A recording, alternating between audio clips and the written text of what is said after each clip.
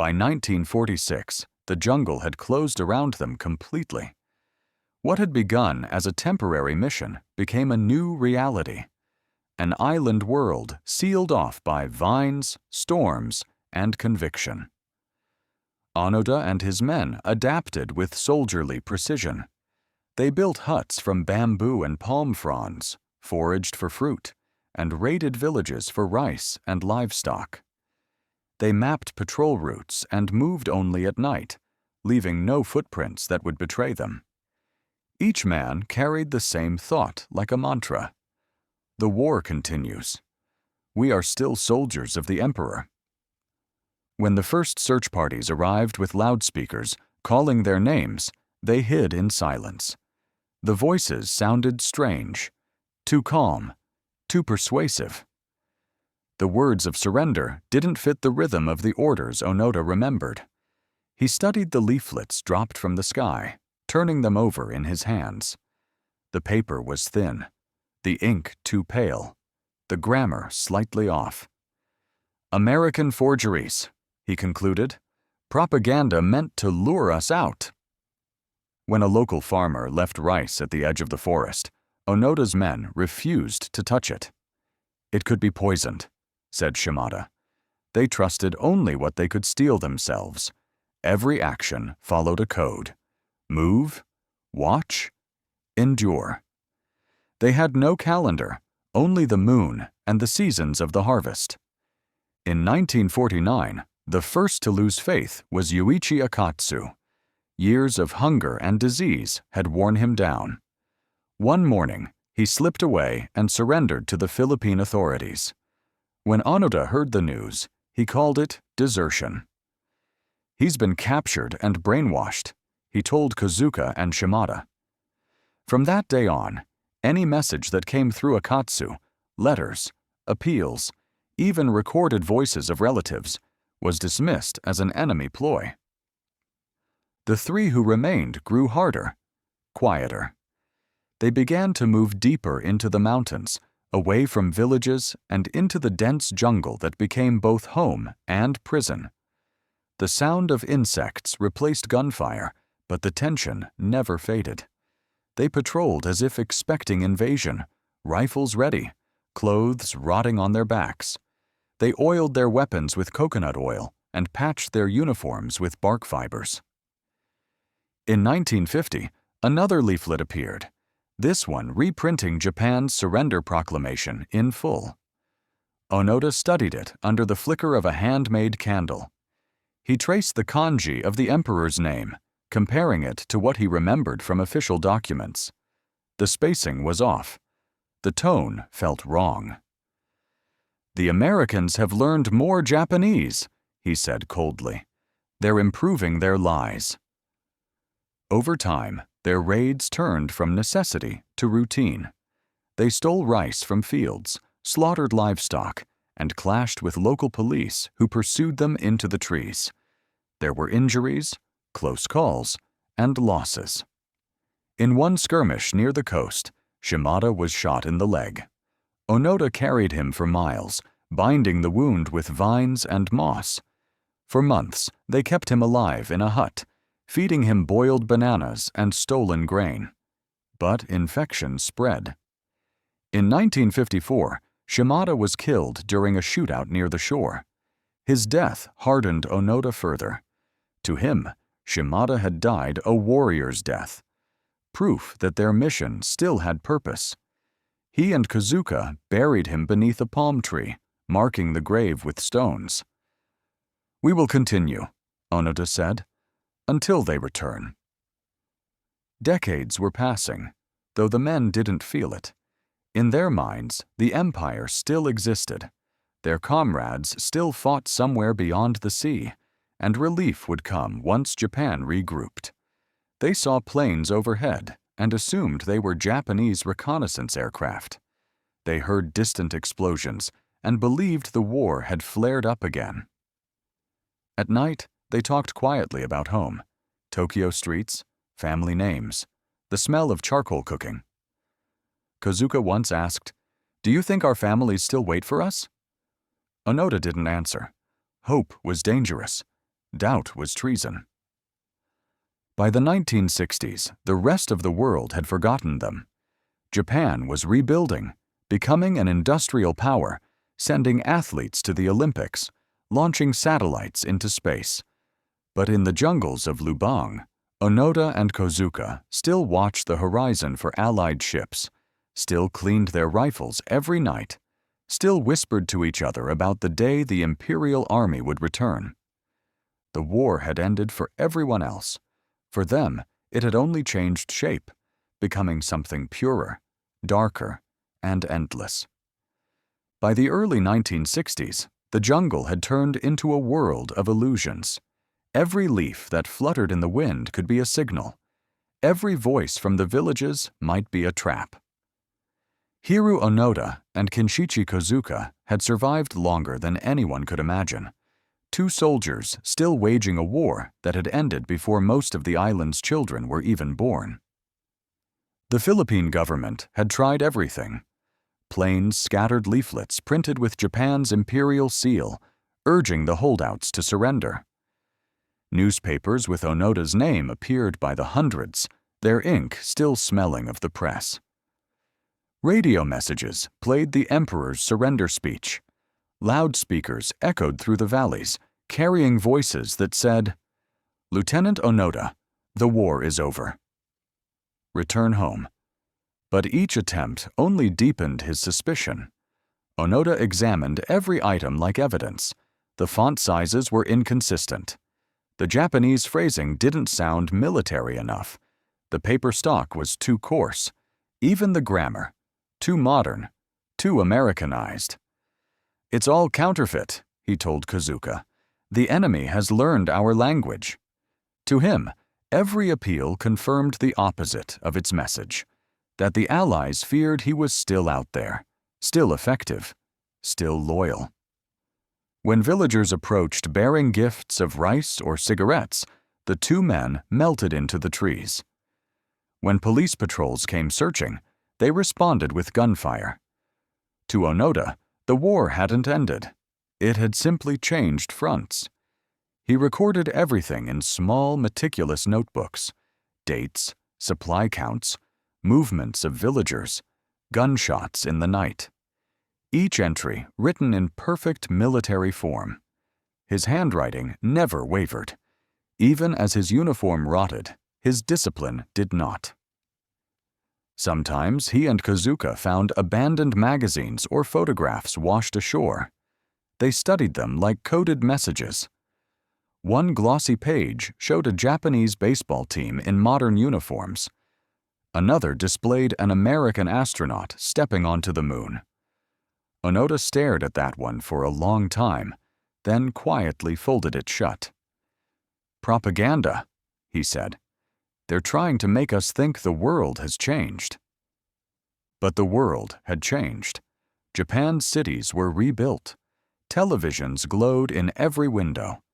The empire he believed in had become a democracy that barely remembered his name. Years passed like seasons repeating themselves. The raids continued. Rice stolen from fields. Livestock taken for food. Sometimes they exchanged fire with police. Once, they ambushed a search party carrying a loudspeaker that played Onoda's brother's recorded voice. "Hiroo," it pleaded. "Mother and father are old. Come home." The lieutenant crouched in the brush, tears in his eyes, but his training held firm. "Imitation," he whispered. "They know my weakness now." The jungle had long ago become a mirror, reflecting his own unbending faith back at him. Kozuka followed without question, though even he began to wonder if the mission had meaning anymore. But loyalty bound them both, the kind of loyalty that left no room for doubt. In October 1972, 28 years after their arrival, the illusion finally shattered. Local police discovered the two men burning rice stores near the coast, a sabotage mission from orders that had outlived the war itself. In the ensuing gunfight, Kozuka was hit. Onoda dragged him into the brush, pressing his hands against the wound, shouting his name, but there was no response. When the gunfire stopped, he buried his comrade beneath palm leaves and stood alone. For the first time, silence felt different. Not the silence of discipline, but of loss. The mission had no witnesses left, no chain of command, no proof that it had ever mattered. Yet even then, he couldn't abandon it. He loaded his rifle, checked the bolt, and disappeared deeper into the hills. 2 years later, when a stranger named Norio Suzuki stepped into that same forest calling his name, Onoda's first thought was not relief. It was suspicion, one more test of loyalty. For 29 years, he had resisted every message the modern world sent him. And now, finally, the modern world was walking straight toward him. The young traveler's voice echoed through the trees, steady and calm. "Lieutenant Onoda," he called out in Japanese, "the Emperor and your country are waiting for you." From the shadows, Onoda watched him, barefoot, unarmed, sunburned from his journey. The man moved without fear, calling again and again into the dense green silence. His name was Norio Suzuki, a wanderer who had left Japan seeking 3 things: a panda, the abominable snowman, and the legendary soldier who refused to surrender. Suzuki's search had already become folklore among his friends back home. He said he wanted to find a man lost to time. On Lubang Island, he found him. One afternoon in February 1974, Onoda stepped from the trees, rifle raised, the same model he had carried since 1944. His uniform was tattered, but his stance was crisp. The jungle had not taken his bearing, only his youth. He studied Suzuki's face, searching for the deception he had seen so many times before. Suzuki didn't flinch. He bowed deeply and spoke with the respect due to an officer of the Imperial Army. "I am Japanese," he said. "The war is over. I've come to bring you home." For hours, they sat together beneath the canopy, the sound of cicadas humming like static. Suzuki told him that Japan was peaceful now, that the emperor no longer commanded an army, that the country had rebuilt into something unimaginable. Onoda listened, skeptical but polite, his fingers resting on the worn stock of his rifle. He asked questions the way an intelligence officer would. "What prefecture are you from? What is the name of the current emperor? Who won the national baseball championship last year?" Suzuki answered each one. Still, Onoda shook his head. "No," he said finally, "you are mistaken. Propaganda has changed. The Americans have improved their methods." Suzuki smiled sadly. "Then tell me what would convince you." Onoda's answer was immediate. "Only my commanding officer can relieve me of my duty. I will not surrender until he orders it." That officer, Major Yoshimi Taniguchi, had long since retired, believing Onoda dead. But Suzuki promised to find him. He photographed the lieutenant in his jungle uniform and brought the images back to Japan as proof that the legend was real. When the pictures hit newspapers, the country was stunned. Millions had grown up hearing rumors of Japanese soldiers still hiding in jungles, but none expected to see one alive in 1974.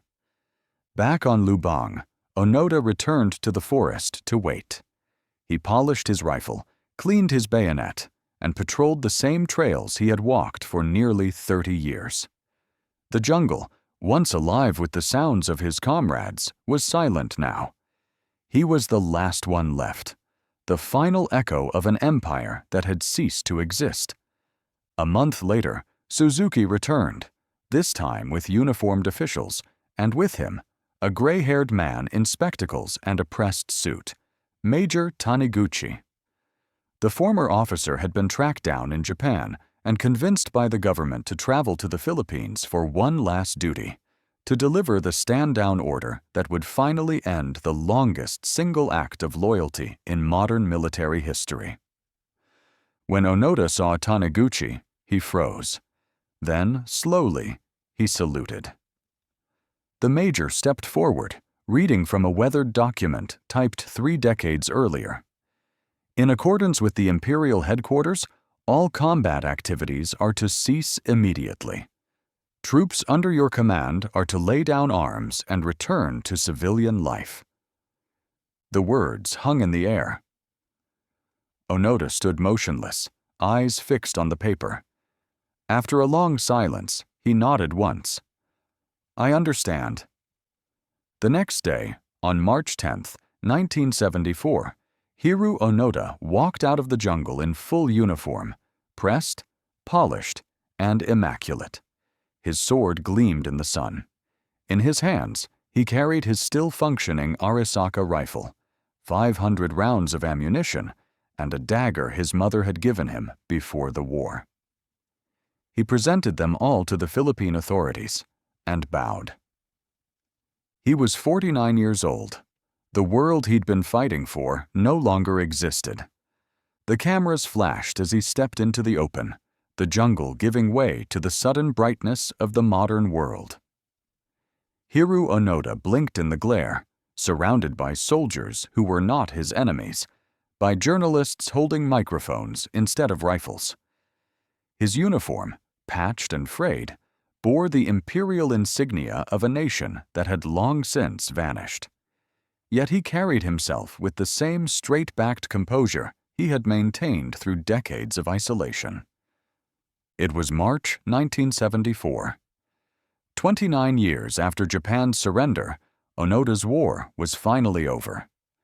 Major Yoshimi Taniguchi, once his commanding officer and now a bespectacled businessman in his 60s, stood beside him, reading the official stand-down orders once more for the cameras.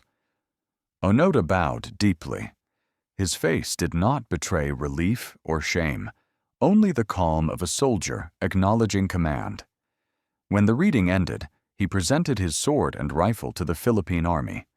Both were still clean and operational. News of his surrender spread across the globe within hours. For most of the world, it was a curiosity. A man frozen in time, a living ghost of the Second World War. For Japan, it was something deeper. Crowds gathered at airports and shrines. Television commentators debated whether he was a national hero or a symbol of tragic indoctrination. Was this the ultimate expression of loyalty, or the cost of blind obedience?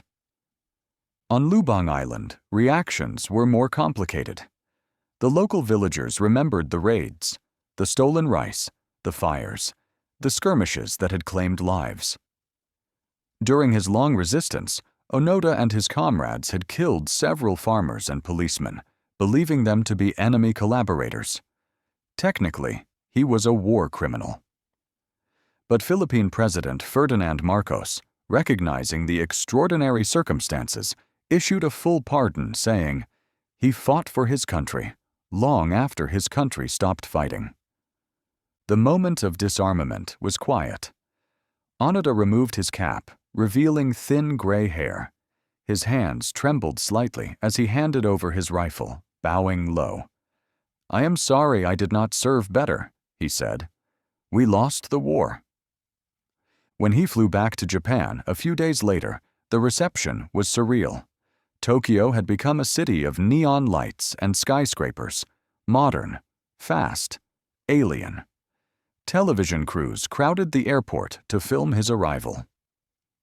Thousands of citizens cheered, waving flags, some weeping openly.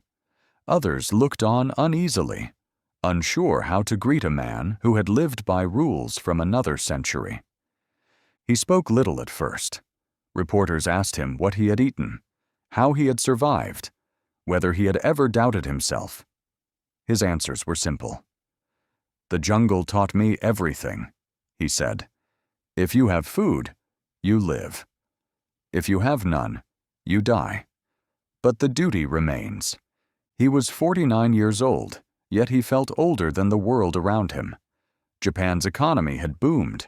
Young people filled the streets with Western music, blue jeans, and slogans about individuality. For Onoda, it was as though he had stepped onto another planet.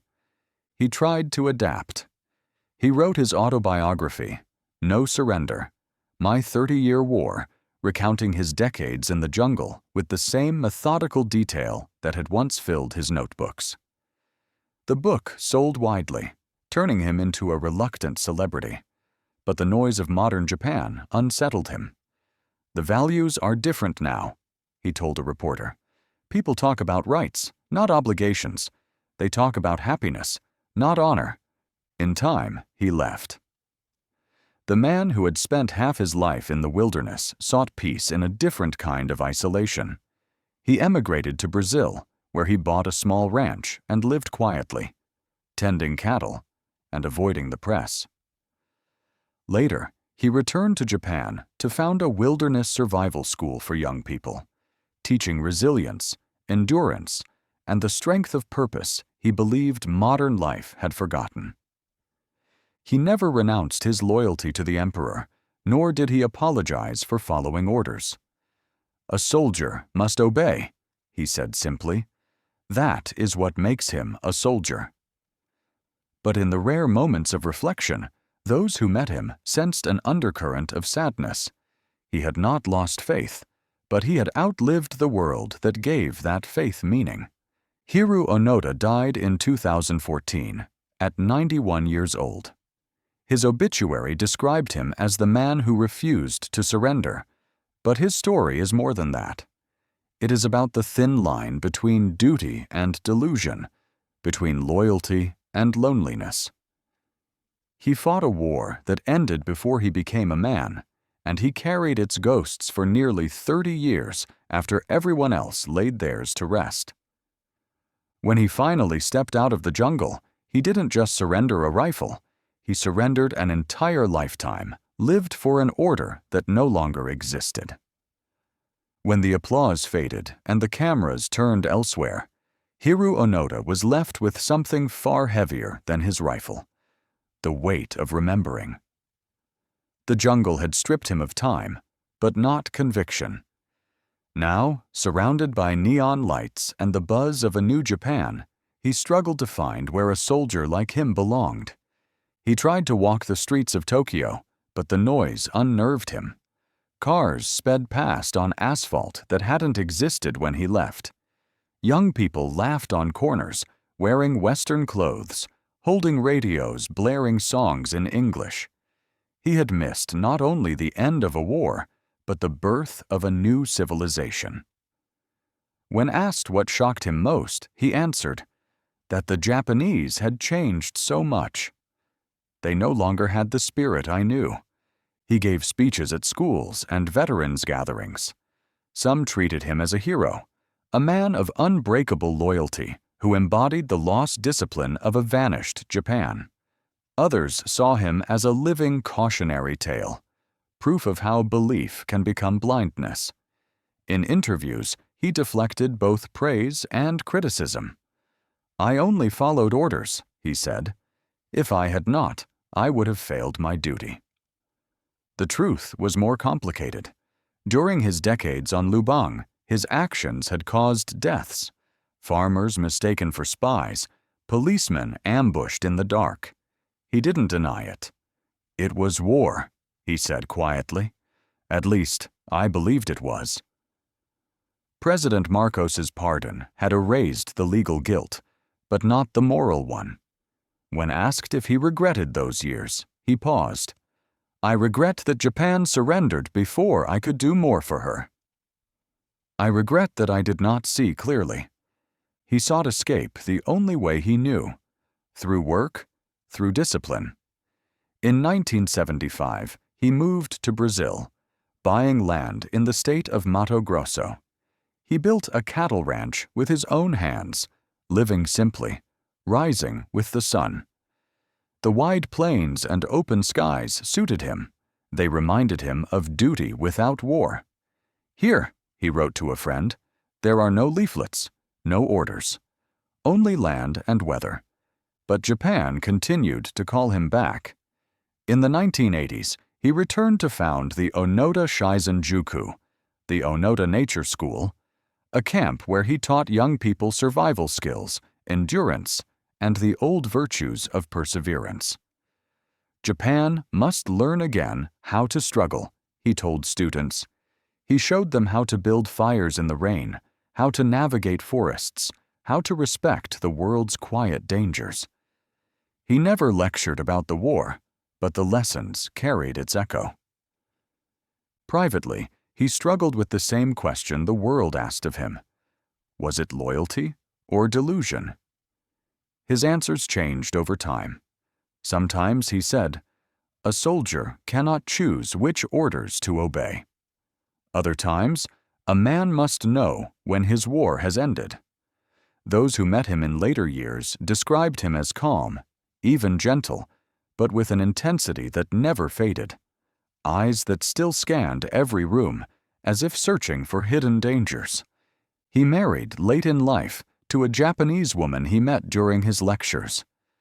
They lived quietly in Tokyo, far from the spotlight, though he occasionally granted interviews when documentaries revived his story.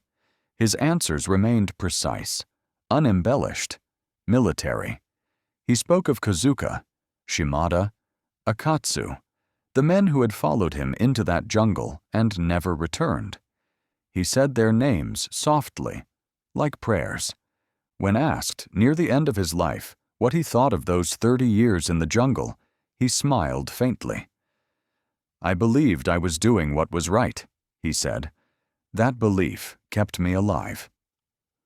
Whether it was right or wrong, only history can decide. Hiroo Onoda died in January 2014 at the age of 91. His funeral in Tokyo was modest. Former soldiers stood at attention. Students from his nature school bowed their heads. The man who had fought alone for half his life was finally at rest. To some, he remains a relic, a soldier trapped in a vanished world. To others, he is a mirror reflecting humanity's deepest paradox, that courage and delusion can wear the same face. He obeyed an order that no longer existed, fought for an empire that had ceased to be, and survived long enough to outlive the meaning of both. His war ended not when the gunfire stopped, but when belief finally gave way to truth. The story of Hiroo Onoda endures because it is impossible to tell where duty ends and denial begins. His 30-year war was not fought for territory or victory, but for an idea, a version of loyalty so absolute that even the passage of time could not destroy it. When historians write about him, they often begin with the image of that lone figure, stepping from the jungle, uniform intact, sword gleaming, eyes calm. But behind that image lies a deeper question. What happens when obedience outlives the world that created it? In Onoda's mind, surrender was never an option. His country had taught him that to yield was to shame your ancestors, your emperor, your entire bloodline. He wasn't just fighting a war, he was preserving his identity. When the empire vanished, that identity had nowhere left to go but inward. The jungle became his nation. The mission became his faith. And every day of survival became proof that he was still right. That belief protected him, but it also imprisoned him. He had survived starvation, disease, monsoon, and isolation. Yet what kept him alive was also what kept him lost. His rifle, his rituals, his unwavering code. All of it made him strong enough to endure, but blind enough to never stop enduring. Japan, in those same years, had learned the opposite lesson. The new generation rebuilt by letting go, by trading discipline for democracy, uniformity for progress. When Onoda returned, he was a living contradiction, the perfect soldier in a world that no longer needed soldiers. His struggle wasn't between Japan and America anymore. It was between the past and the present, between obedience and awareness. Some call him the last samurai, others a warning about the cost of unquestioning faith. But maybe he was both. His life reminds us that conviction can be either a compass or a cage, and sometimes it's impossible to tell which until it's too late. In his later years, he told students at his wilderness school something that stayed with them. "You must not fear the forest," he said. "The forest will not kill you. Only forgetting who you are will." For him, that line carried the weight of 3 lost decades, an entire lifetime spent remembering too well. When he died in 2014, Japan mourned him with quiet fascination. His story had long since passed into legend, but the lesson it carried remained disturbingly current. In every age, people find new jungles to hide in. Ideologies, systems, identities that demand total faith. Onoda's life is a map of what happens when conviction refuses to bend, even in the face of truth. The man who would not surrender became the last soldier of a war the world had already buried. But his true battlefield was never the jungle. It was the mind, the place where loyalty becomes identity, and identity becomes the hardest thing to lay down. He fought for 29 years after the war ended. Yet in the end, his real victory was surrender, not to an enemy, but to reality itself.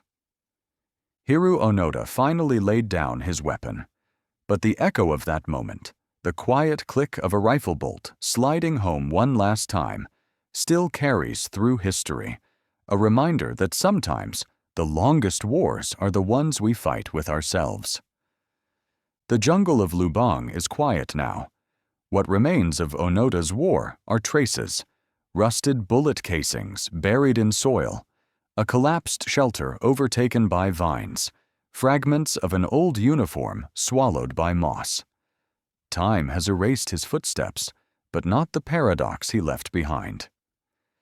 For 3 decades, one man lived by orders that no longer existed, a relic of a world that had already turned its page. He obeyed with such precision that his obedience became defiance, his loyalty a form of rebellion. In that contradiction lies the truth of Hiroo Onoda, not a monster, not a martyr, but a mirror held up to the human condition. He was proof that belief can make a man unstoppable and also unmovable. He endured starvation, loneliness, and grief, because surrender, to him, was death of another kind. He fought not for victory, but for purpose. The jungle had given him a role, and leaving it meant becoming no one. When he finally emerged in 1974, blinking under the sun of a future he didn't recognize, it wasn't triumph that crossed his face. It was peace, tinged with something like sorrow. He had lost everything except the one thing that defined him, his will. History tends to remember him as the last soldier of World War II, but that title is misleading. His war was not with the Allies, nor even with the Philippines.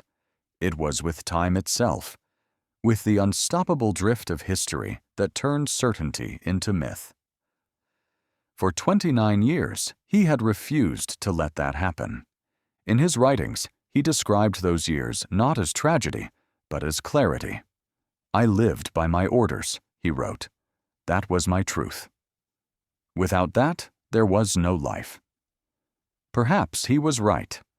In a world of shifting morals and forgotten promises, his steadfastness feels alien, and yet it demands respect. The island has moved on. Coconut trees grow over the hills where his comrades once hid. Children play where gunfire once cracked. The people of Lubang still tell stories of the Japanese ghost who haunted their forests, the soldier who never stopped believing. And somewhere within that story, there's a quiet beauty, a reminder that conviction, even when misplaced, can outlast entire empires. When Hiroo Onoda died in 2014, His ashes were scattered according to his wishes, half in Japan, half in the forests of Brazil, where he had learned to live among the living again. Two worlds divided by a lifetime of war, united by one man's search for meaning.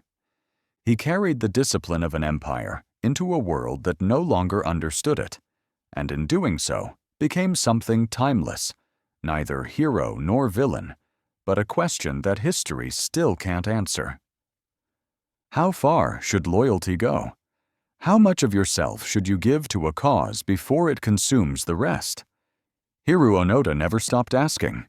He was the soldier who stayed behind, the man who mistook silence for command, and the ghost who finally found peace not through victory, but through surrender. The jungle reclaimed him, the world remembered him, and history will never quite let him go. For almost 30 years, Hiroo Onoda's life was a collision between two worlds, the world that moved on and the one he refused to leave. He became the last thread tying modern Japan to its vanished empire, a reminder that war doesn't end when the guns fall silent. It ends when the mind finally allows it to. He wasn't the only holdout. Across the Pacific, other soldiers had emerged in similar fogs of disbelief. Shoichi Yokoi found in Guam in 1972. Teruo Nakamura discovered in 1973 Indonesia later that same year. But none matched Onoda's endurance, his clarity, or his complexity. Where others had hidden, Onoda had fought. Where others surrendered quietly, he demanded a superior officer and formal orders. His life was a perfect loop of command and obedience that took 30 years to close. When the news of his return first broke, the world saw it as a story of eccentricity, a man out of time, a relic clinging to the impossible. But as the years passed, his story deepened into something universal. He became a lens through which to examine the boundaries of conviction, how far belief can stretch before it becomes blindness, and how a single order, spoken in wartime, can echo through the rest of a man's life. Japan, too, changed the way it saw him. At first, he was a hero, proof that the spirit of Bushido, the samurai code, had not vanished, but with reflection came discomfort. Younger generations saw in him not glory, but the cost of unbending loyalty. His obedience was admirable, yes, but it was also tragic, a reminder of how a nation once turned faith into a weapon. In that sense, Onoda became more than a soldier. He became a symbol of the 20th century's most haunting lesson, that ideology, when absolute, can turn virtue into prison walls. His was the story of a man who did everything right by the book, and still lost 30 years to a war already written out of history. Even in his final interviews, when asked whether it had all been worth it, his answer never changed. "I did what I was ordered to do," he said simply. "If I had disobeyed, I would not be alive today." To him, survival and obedience were the same thing. Freedom was the ability to fulfill duty, not to escape it. He spent his last decades teaching others how to survive, not war, but the wilderness, the uncertainty of life without clear orders. In his nature school, young people learned to start fires, cross rivers, and sleep beneath open skies. He told them, "If you know how to live in the wild, you will never lose yourself." To the students, it sounded like practical advice. To him, it was confession. The boy who once walked into a jungle to obey became the old man teaching others how to walk back out. That was his redemption. When he died in 2014, the world called him the soldier who never surrendered. But perhaps the truth is quieter. He did surrender, just not to an army. He surrendered to time, to understanding, to the possibility that duty and peace could exist together. The jungle where he once hid is peaceful now. The islanders who once feared him plant rice in the same fields he raided. The children who play there know his name, but not his reasons. And maybe that's how history should remember him, not as right or wrong, but as human. He fought for 29 years after the war ended. He lived for 40 more after it truly did. And in the space between those two lives lies a question that will outlast him. When does loyalty become loss? Hiroo Onoda's answer was written not in words, but in years. He carried an order until the day it was finally lifted. And when it was, he walked into the sunlight, bowed deeply, and rejoined the world he'd never stopped believing in. The last soldier of World War II laid down his arms, and history stood at attention.